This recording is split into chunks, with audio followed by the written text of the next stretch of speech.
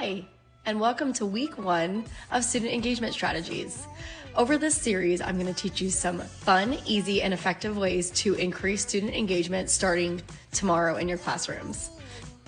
By the end of this quick series, you're going to have tons of more student engagement tools in your toolbox to help keep students engaged, motivated, and learning. Let's dive in. For this first week's strategy, we're going to start with one of my favorites. Every time that we're on the carpet learning all together and I'm ready to ask a question, no matter whether we're doing something with a read aloud or whether we're doing something in math or writing, I always pose the question to students and then provide everyone at least 30 seconds of think time. Now, while this takes some getting used to and it can feel a little weird at first, giving that much pause and reflection time, I promise it increases students' engagement tenfold because everyone is expected to stop and think, as opposed to our typical raise your hand if you would like to respond. Here's an example. Let's say we're working on comparing numbers. I might show students 2 pairs of numbers and ask them to compare them.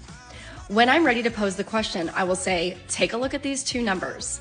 I want you to think about how we can compare them and what symbol we use. I want everyone to stop and think.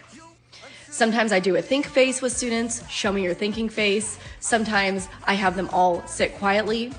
We set up the expectation that we provide everyone the think time even if they have the answer right away. This gives students who need more time to process that time without having to rush to come up with an answer.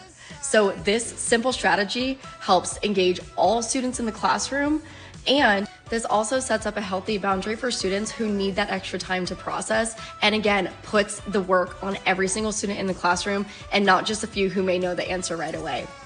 Next week, we're going to get into what I do when we're ready to answer a question instead of raising our hands. There are lots of other ways to engage all groups of students without raising their hands and putting students on the spot. So let us know in the comments if you're going to try this strategy and what you think of it.